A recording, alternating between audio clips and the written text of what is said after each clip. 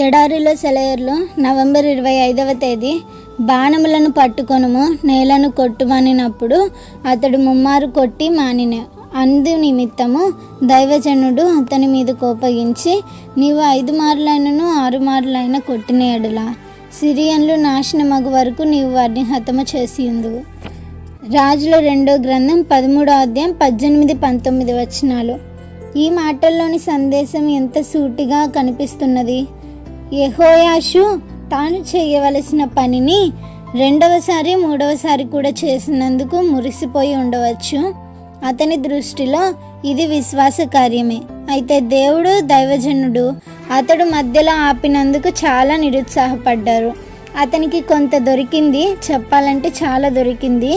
పరీక్షలో అతడు ఎంతవరకు నమ్మి ఆశించాడో అంతవరకు దొరికింది. కానీ అతనికి దక్కాలని ప్రవక్త ఆశించినదంతా అతడు పొందలేకపోయాడు. ఆశీర్వాదంలోనూ వాగ్దానంలోనూ ఉన్న పరిపూర్ణతలోని అర్థం అతనికి తెలిసి రాలేదు. మనుషులందరూ పొందగలిగే దానికంటే ఎక్కువే పొందాడు, కానీ దేవుడు ఇవ్వగలిగిన దాన్నంతటినీ పొందలేదు. మన జీవితాల్లో ఇది ఎంతో ఉపయోగకరమైన సందేశం.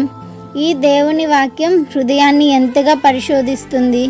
చివరిదాకా ప్రార్థన చేయడం అనేది ఎంత ముఖ్యం. వాగ్దాన పరిపూర్ణతను నమ్మిక గల ప్రార్థన వల్ల లభించే అన్ని దీవెనలను స్వంతం చేసుకుందాం. మనలో కార్యసాధకమైన తన శక్తి చొప్పున మనము అడుగు వాటన్నిటికంటేను ఊహించు వాటన్నిటికంటేను అత్యధికముగా శక్తి గల దేవునికి.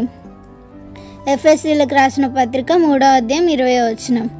పౌలు రాసిన వాటిల్లో ఇంతకంటే నొక్కి వక్కానించిన మాటలు మరెక్కడా కనబడవు. ప్రతి మాటలోనూ అనంతమైన ప్రేమ, ప్రార్థించే మన పట్ల గొప్ప కార్యాలు చేయగల శక్తి ఇమిడి ఉన్నాయి.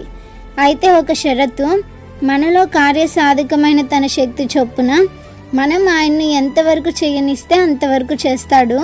మనలను రక్షించి తన రక్తంలో కడిగి తన ఆత్మ మూలంగా మనలను శక్తిమంతుల్ని చేసి అనేకమైన శోధనలో కాపాడిన దేవుని శక్తి మన పక్షంగా అత్యవసర పరిస్థితుల్లో అన్ని ఆపదల్లో పనిచేస్తుంది. Praise the lord.